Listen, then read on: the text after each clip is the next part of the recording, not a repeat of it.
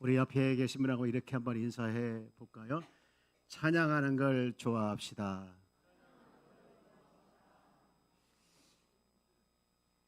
네, 시편 150편에 보면 6절에 이런 말씀이 있죠. 호흡이 있는 자마다 여호와를 찬양할지어다. 아멘. 우리 호흡 있죠? 그래서 이 자리에 있는 줄 믿습니다. 호흡이 있는 자마다 뭐라고요? 여호와를 찬양하라. 이 찬양의 종류가 많습니다. 찬송도 있고 악기도 있고 몸으로, 시로, 글로, 또 행동으로 하나님을 바라보는 것만도 찬양입니다. 그래서 우리는 이 찬양을 삶 속에서 어떤 상황에서든지 놓지 말아야 합니다. 여러분, 찬양을 많이 하는 성도가 되기를 주의 이름으로 축복합니다. 오늘이 무슨 날이죠? 추수감사절입니다. 오늘 정말 감사한 마음을 가지고 지금까지 우리가 이제 잘 알고 있는 것처럼 추수감사절은 추수한 것에 감사하는 날, 이 날이 추수감사절인데 우리는 지나온 삶을 돌아보면서 많은 것을 추수했더라고요. 여러분, 그것을 통해서 하나님 앞에 정말 감사하는 거 우리가 많이 해야 될 줄 믿습니다. 네. 감사할 때 더 큰 감사는 주시는 것이고요. 지난 시간을 돌아보니 우울한 소식도 있고 기쁜 소식도 있더라고요. 당연히 기쁜 소식에 대해서는 우리가 감사가 절로 나오는데 우울한 소식에 대해서는 감사가 힘들어요. 잘 안 되죠. 우울하니까. 근데 성경은 이렇게 말하고 있죠. 감사한 마음으로 받아들이면 우울한 것 중에서도 감사거리가 있다는 거예요. 디모데전서 4장 4절 말씀을 볼까요? 시작. 하나님께서 지으신 모든 것이 선함에 감사함으로 받으면 버릴 것이 없나니. 여기를 세 번역에 보니까 감사한 마음으로 받아들이면 이렇게 되어 있더라고요. 그러니까 감사한 마음으로 우울한 것들 중에서도 받아들이긴다면 그 안에서 감사거리가 있다는 것이죠. 여러분, 감사가 날마다 넘쳐나기를 축복합니다. 감사는요, 하면 할수록 늘더라고요. 그리고 습관이 되더라고요. 저는 목요일 날 서울 호산나 교회를 다녀왔는데 그 교회 주보 일면에 그래서 이렇게 써 있더라고요. 공자님이 말씀하기를. 뭐야? 교회 주보에다가 왜 공자님이 말씀하기를 이랬었어요. 제가 뭐야 깜짝 놀라면서 좀 이해가 안 되고 또 못마땅해서 읽지 말까 하다가 그래도 더 궁금하더라고요. 그래서 읽어봤더니 그렇게 쓴 이유가 있더라고요. 공자가 시라는 네 가지가 있대요. 하나는 타인의 실패를 기뻐하는 자 싫어한대요. 두 번째는 윗사람을 헐뜯는 자 싫대요. 세 번째는 용기는 있으나 예의가 없는 자 싫대요. 그리고 네 번째 마지막에 은혜를 원수로 갚는 자는 싫대요. 그러니까 감사를 모르는 자라고 하면서 그렇게 소개하면서 이제 결론 부분에 감사는 기계와 같아서 쓰면 쓸수록 잘 들어간다. 그래서 감사를 자꾸 할 때 감사가 늘어난다는 것이죠. 하루에 20가지 이상 감사하자. 그렇게 결론을 내리더라고요. 그래서 이렇게 했구나라고 제가 이해를 했습니다. 여러분, 한 주 동안 어떻게 감사했습니까? 감사했던 내용이 많습니까? 아니면 그렇지 않았습니까? 혹시 여러분 한 주 동안 살면서 감사했다라고 생각하시면 참 잘하신 것 같아요. 그러나 혹시라도 감사거리가 많이 있음에도 불구하고 감사로 받아들이지 못해서 감사를 못했다고 하면 정말 감사가 회복되어지기를 주의 이름으로 축복합니다. 저는요 지난 한 주 동안 살아오면서 정말 순간 문득 뼈저리게 감사했던 시간이 있었어요. 그게 뭐냐? 제가 지옥 가지 않는다. 이것이 그냥 너무 피부로 와 닿으면서 감사가 절로 나오더라고요. 오늘 말씀을 이제 계속 주일 오후부터 이제 묵상을 하다 보니까 그런 감사가 나왔는지 모르겠지만 제가 지옥 가지 않는 거 이거 최고의 감사이더라고요. 오늘 본문은 예수님이 십자가에 달리시면서 당하셨던 일에 대해서 기록을 하고 있어요. 여러분 오늘 설교는요, 여러분 주부에 보면 이면에 나와 있어요. 말씀 노트 여러분 보시면서 적으시고, 이따 오후 예배 또 우리 전도 소그룹 모임을 할 때 말씀을 적어가지고 나누면 되겠어요. 네, 매주마다 나갈 거니까 주보를 보시고 적을 건 또 가로도 있으니까 거기에 채워 넣으면 좋겠어요. 말씀을 보니까 이 예수님이 십자가 달리시면서 당하셨던 그 일을 기록한 거더라고요. 네, 예수님이 당하신 일을 세 단어로 정리가 됐는데, 첫 번째가 뭐냐? 모욕. 두 번째가 뭐냐? 희롱. 세 번째가 뭐냐? 시험이더라고요. 여러분 본문 다시 보면 첫 번째 모욕은 39절에 나와 있죠. 지나가는 자들은 자기 머리를 흔들며 예수를 모욕하여 했다. 여러분 예수님 모욕하는데 지금 그들의 행동이 어떻습니까? 뭐 하면서 예수를 모욕했죠? 머리를 흔들었대. 머리를 막 흔들면서 뭐 이렇게 했죠. 근데 이게 유대인들에게 있어서 머리를 흔드는 건요, 최고의 모욕을 할 때 머리를 흔든대요. 그러니까 최고의 모욕을 하면서 예수를 지금 모욕한 거예요. 사실 이 말씀은 시편 22편 7절 말씀의 성취입니다. 시편 22편 7절에 뭐라고 되어 있습니까? 나를 보는 자는 다 나를 비웃으며 입술을 삐죽거리며 머리를 흔들며 말하되. 그 말씀의 성취가 바로 오늘 본문인데요. 그러고 보면 코로나 이후에 사람들은 기독교를 모욕하는 일들이 왕왕 있는 걸 봅니다. 저는 그것은 이유가 하나라고 생각해요. 잘 모르기 때문에. 기독교의 진짜 모습을 잘 모르기 때문에 그렇게 하는구나 생각을 할 때가 많이 있어요. 여러분 예수님께서 이렇게 말씀했죠. 내가 곧 길이요 진리요 생명이요. 진리가 너희를 자유케 하리라. 여기서 말하는 진리가 뭡니까? 진짜예요. 기독교가 진짜인 줄 믿습니다. 예수님이 진짜인 줄 믿습니다. 진짜를 잘 모르니까 그렇게 말을 하는 거예요. 그래서 군인들도 오늘 본문에 나와 있는 군인들도 또 심지어 종교 지도자까지도, 그리고 정말 같이 이렇게 십자가에 달린 강도들까지도 예수님을 모욕하는. 그래서 예수님께서 십자가 위에서 돌아가시면서 하신 말씀 중에 그거 있잖아요. 아버지여 저들을 용서하여 주옵소서. 왜? 저들이 하는 일을 알기 때문에, 모르기 때문에 그렇다는 것이죠. 그래서 모욕을 한 거예요. 그 다음에 두 번째 뭐라 하겠습니까? 모욕했고 두 번째 희롱했다. 여러분 41절 말씀 한번 읽어볼까요? 시작. 그와 같이 대제사장들도 서기관들과 장들도 함께 희롱하여 말하되. 희롱하 이르되. 희롱이란 말은 우리가 잘 알고 있는 것처럼 비꼬는 거죠. 비꼬는 거. 네. 모욕도 약간 비슷한데 상대방에 해를 끼치며 말을 하죠. 비방하다, 욕하다 다 거기에 포함이 되는 건데, 예수님께서 3일 만에 성전을 짓겠다라는 말에 대해서 이해를 못하고, 사실은 그 말씀은 3일 만에 부활하겠다라는 말인데 그걸 이해 못하고 예수님을 비꼬면서 희롱했잖아요. 모욕을 하거나 또는 희롱을 하거나, 여기 공통점이 하나 있는데 그것은 뭐냐? 행동도 포함되어 있지만 말이더라고요. 말로 사람들을 이렇게 말로 예수님을 이렇게 힘들게 했어요. 지난 목요일 날 다니엘 강사 한 분이 그런 말 하더라고요.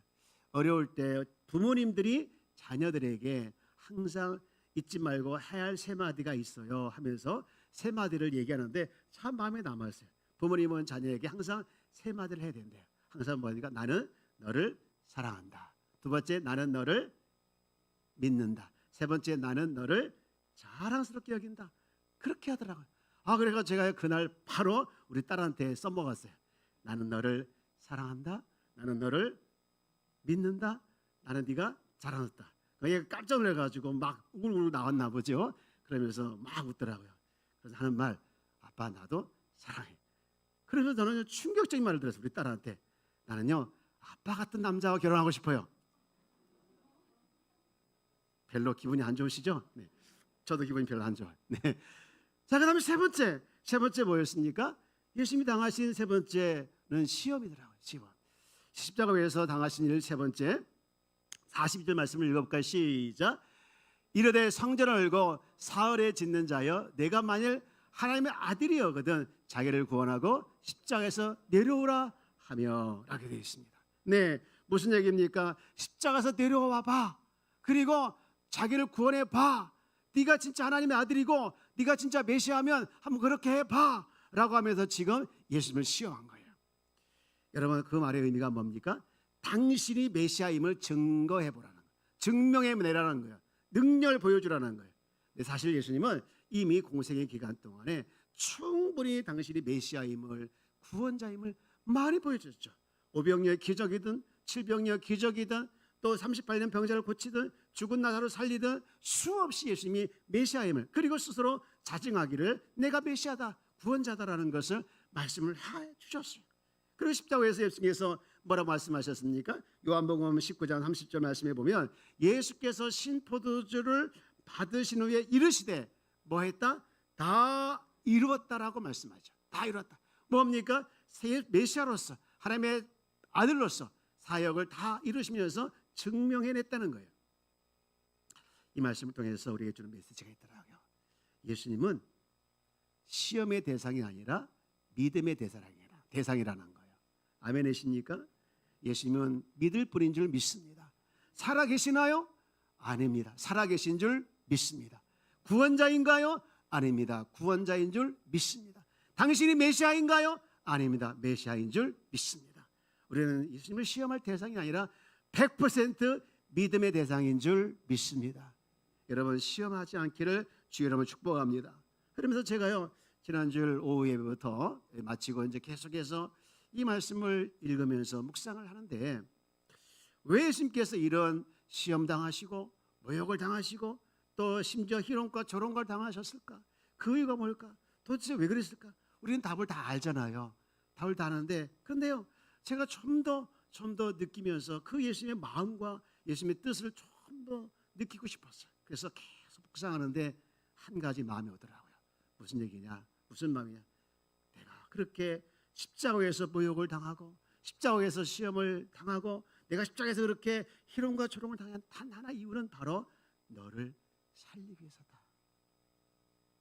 너를 살리는 소원이 있기 때문에 내가 십자가에서 내가 그렇게 그 수모를 당했다라고 말씀하시더라고요. 제가 이 말씀을 듣고 이 음성을 듣고 얼마나 내가 충격받는지 몰라요. 물론 다 알고 있는 내용이지만 그러나 더 와닿았어요. 그래서 내가 지옥 가지 않게 된 거, 내가 그렇게 살아있는 것이 뼈저리게 느껴지면서 감사를 했던 시간이었던 것이 바로 지난 한 주간이었습니다. 그러면서 하나님께서 저에게 주는 또 하나의 메시지가 있는데, 내가 너를 살린 것처럼 너도 살리는 자가 되라라고 메시지를 주시는 거예요. 여러분, 살리는 자가 되어야 될 줄 믿습니까? 아멘. 그러면 도대체 누구를 살려야 되냐? 누구를 살려야 되냐? 하나님, 제가 누구를 살려야 되죠? 그런데요, 기도하는 중에 그런 감동이 오는 거야. 니네, 너 지금 오이코스 캠페인 하고 있지 않냐? 거기에 A그룹, B그룹, C그룹 있지 않냐? 그거 다 살려야 될 것이다. 여러분, 우리 A그룹, B그룹, C그룹 뭐죠? A그룹은 뭡니까? 우리 같이 신앙생활하는 분들이잖아요. 그리고 B그룹은 누구예요? 소극적으로 교회 나오고 온 사람, 가끔씩 나오거나 장기결석자들을 말하잖아요. C그룹은 누굽니까? 신앙생활하지 않는 분들이에요. 그러면 살려내야 할 분이 누굴까요? B, C. 우리 같이 신앙생활하는 뭐 살려내요. 근데 하나님은 아니래요. A그룹도 다 포함된다는 거예요. 가만히 생각해 보니까요, 우리 같이 신앙생활의 동역자들 중에서도 낙심된 자, 또 침체되어 있는 자, 또 시험 들은 자 있더라고요. 여러분, 하나님은요, 우리가 서로 칭찬과 격려와 위로를 통해서 살려내기를 원하시는 거예요. 여러분, 우리가 바울이 쓴 서신서를 뭐라고 합니까? 바울 서신이라고 하는데, 이 바울 서신을 보면은요, 굉장히 많이 반복되는 단어가 있는데 그게 뭐냐? 서로란 말이에요. 서로. 옆에 계신 분 한번 쳐다볼까요? 서로. 쳐다봅시다. 서로. 네, 서로 칭찬하고 서로 격려하고 서로 위로하면서 교회를 세워나가고 또 성도로서 세워나가고 살리는 일을 하라는 것을 계속해서 강조하고 있더라고요. 여러분, 우리는요, 살려내기 위해서는 서로 칭찬하고 격려하고 위로해야 될 줄 믿습니다. 한번 인사해 볼까요? 칭찬하고 격려하고 위로합시다. 주먹을 두 번 불끈 쥐고 시작. 칭찬하고 격려하고 위로합시다. 여러분, 칭찬은 뭡니까? 칭찬은요, 잘하고 있는 사람들한테 하는 거예요. 당신 잘하고 있습니다. 잘하고 있습니다. 박수 치면서 하는 게 칭찬이에요. 여러분, 잘하고 있는 사람들 칭찬해 주면요, 더 잘할 줄 믿습니다. 격려는 뭐예요? 격려, 열심히 하지만 잘 안 되는 분들에게 힘을 줘서 더 잘할 수 있도록 밀어주는 것이 격려예요. 야, 조금만 힘내세요. 조금만 힘내요. 열심히 해왔잖아요. 그런데 안 될 수 있잖아요. 그래요. 다시 한번 힘을 내십시오 하면서 격려해 주는 것이 격려더라고요. 그럼 위로는 뭘까요? 위로는요, 넘어진 자, 쓰러진 자 이렇게 세우는 것이 위로더라고요. 여러분, 이렇게 보니까 다 필요하더라고요. 칭찬도 필요하고 격려도 필요하고 위로도 필요한 거예요. 여러분, 하나님께서 믿는 자들에게 많은 은사를 주셨는데 그 은사 중에 하나가 바로 위로의 은사입니다. 위로의 은사. 우리가 이 시대에 많이 보니까 위로가 참 필요한 시대인 것 같아요. 위로가 너무나도 필요한 시대. 그래서 쓰러진 자, 낙심된 자, 침체된 자를 이렇게 세우는 그 일을 잘 감당하기를 주님은 원하고 있어요. 여러분, 우리가 잘 알고 있는 바나바가요, 사람 이름일까요? 별명일까요? 바나바가요, 어떤 사람은 말을 잘못해서 바나나 이렇게 얘기하는데 바나나가 아니에요. 바나바예요. 근데 바나바가 원래 이름이 아니고 별명이에요. 무슨 뜻을 가졌냐면 위로의 아들이라, 그런 뜻을 가져. 워낙 위로를 잘하니까 그 사람들이 별명, 너는 바나바라 해라, 그렇게 얘기했어요. 그래서 바나바가 위로의 아들이 된 거거든요. 여러분, 제2의 제3의 우리 바나바가 되어지기를 주의 이름으로 축복합니다. 그래서 침체된 자, 여러분 때문에 어려운 자, 낙심된 자가 다 일어나서 정말로 다 함께 살아나는 정말 행복한 교회, 행복한 가정, 행복한 목장이 되어지기를 주의 이름으로 축복합니다. 제가 그 말씀을 듣고 오는데 거기에 한 분이 이제 자기는 10년 동안 방학을 했대요. 야, 제가 어떻게 방학을 해도 10년씩이나 할까? 근데 그러니까 옆에 했던 나는 30년이요. 아, 그러니까 어떤 나는 50년이요. 내가 죽는 줄 알았어요.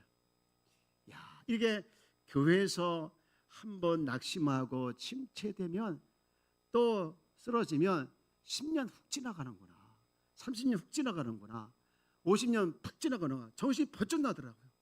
여러분, 쓰러지지 않도록 살려내는 것이 우리 모두의 사명인 줄 믿습니다. 그래서 문득 오다가 오랫동안 교회 안 나는 분에게 제가 전화를 드렸어요. 땡땡땡 땡땡땡 전화됐더니 그분이 전화 받고 너무나 당황해요. 왜 그래요? 했더니 목사님, 사실은 제가요 이틀 전에 목사님 꿈을 꿨어요. 아, 그날 내가 꿈자리가 좀 살았더라고요. 근데 그 집에 간 거예요. 근데 목사님 너무 인자하게 나타났다. 별로 기분이 안 좋으시죠? 그런데 그분이 하는 말이 너무 목사님 보고 싶고 사실 너무 아파서 못 나오시거든요. 다리가 너무 아파서 계단을 못 올라와서 못 나오시는데, 근데 너무 보고 싶고 너무 전화를 드리고 싶었는데 전화할 용기가 안 났어요. 교회를 못 나가니까 미안해서. 근데 목사님 전화를 해주셨군요.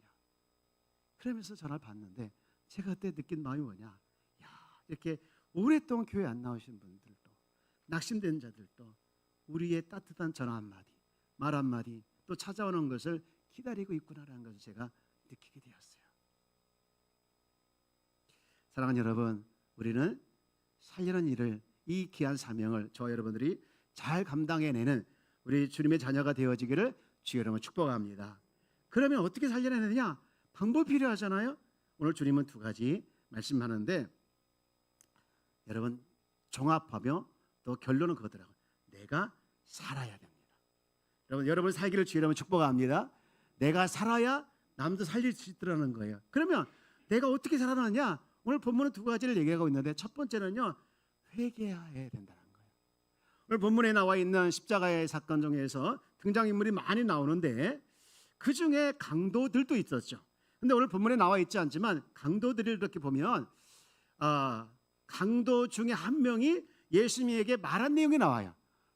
누가복음 23장 41절 말씀에 보니까 그 내용이 나오는데 이렇게 말하죠. 우리가 우리 행한 일에 대한 상당한 보응을 받는 것이 이에 당연하니가 아니와 이 사람이 행한 것은 옳지 않은 것이 없느니라. 이 사람이 누굴까요? 예수님 말하는 것이죠. 우리는 누굴까요? 강도들이잖아요. 그래서 그 강도 중에 하나가 42절에 이런 부탁을 해요.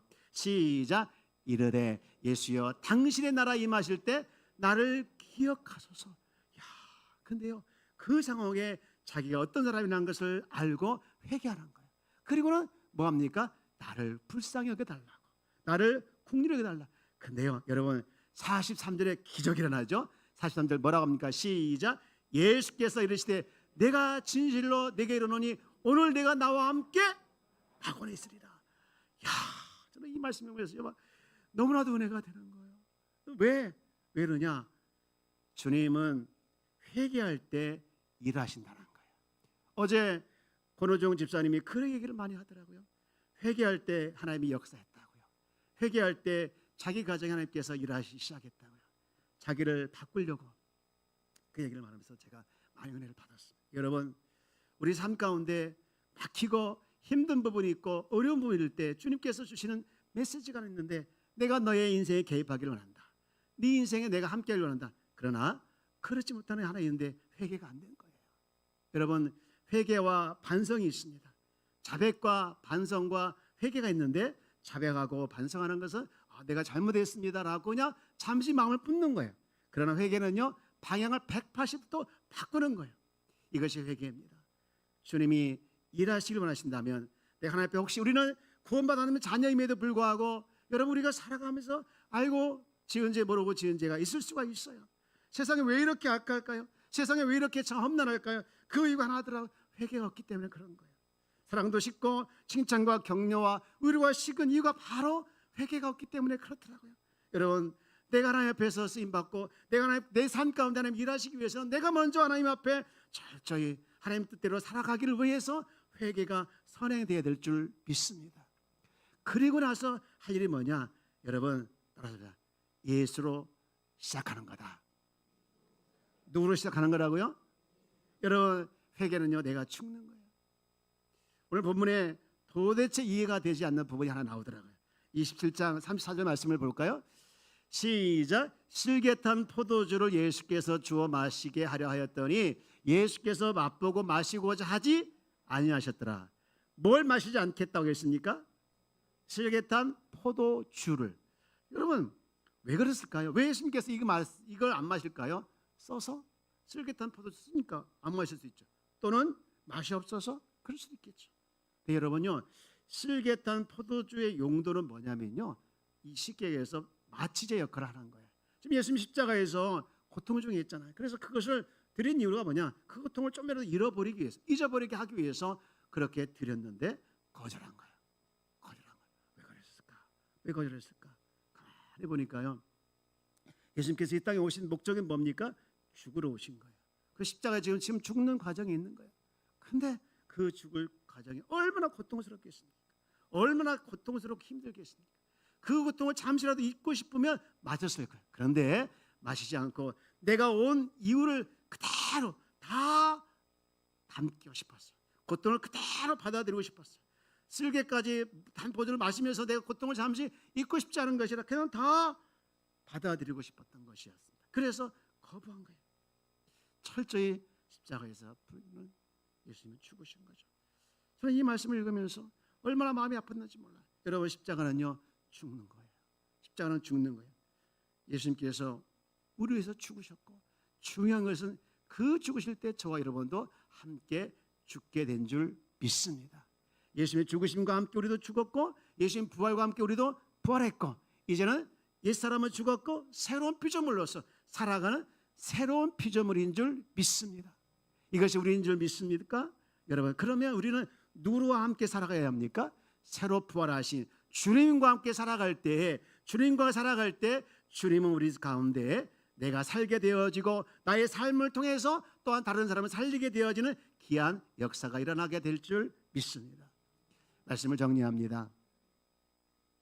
예수님은요 십자가에서 세 가지 고통을 당하셨더라고요. 삼중 고통.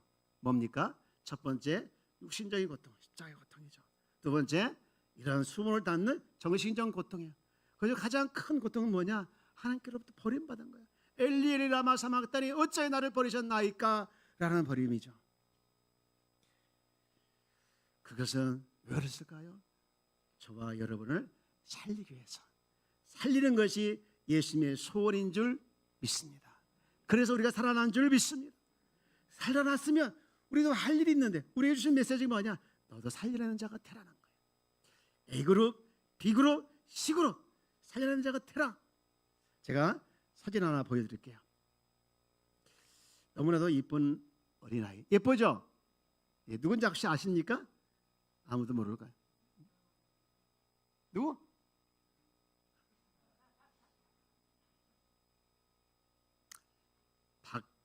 박민규예요.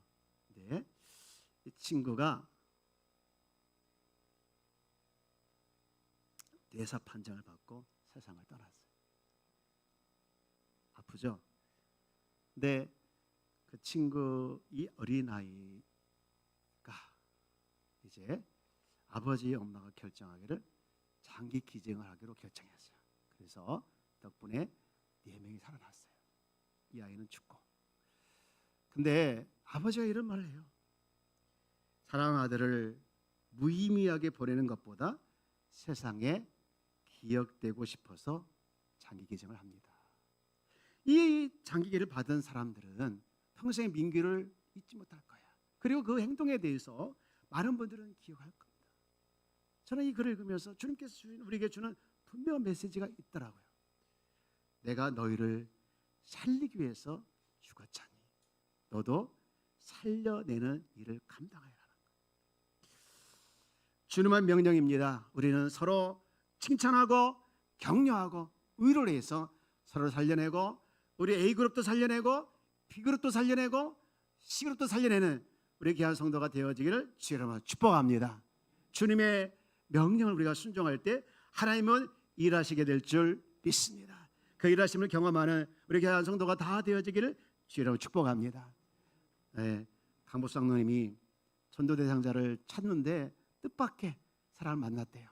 옛날 사업을 할 때 그 봤던 어떤 손님이었는데 자기는 모르는데, 근데 정말 어느 날 길을 건너가는데 길 건너에서 자기를 알아보더라는 거예요. 알아보면서 쭉 어려운 얘기를 하면서 그분이 그랬다는 거예요. 너무 어려운 시간을 보내면서 내가 이제 절이나 교회나 갈까 한다요. 그래서 절이나 교회 갈까 하길래 절도 가도 좋고 교회도 가도 좋은, 참 지혜로우신 것 같아요. 가도 좋은데 자신의 교회에 다니면서 얻었던 많은 그런 이야기를 하면서 이제 교회를 가라고 권면을 했어요. 하나님께서 일하셨어요? 일하지 않았어요? 일하셨어요. 박수 한번 쳐주세요. 여러분, 주님은 살리려고 마음을 먹고 나가지 않은 자에게, 반드시 순종하는 자에게 일하사 하나님의 역사를 경험하게 될 줄 믿습니다. 이런 일들이 여러분 삶 가운데 날마다 일어나기를 주의 이름으로 축원합니다.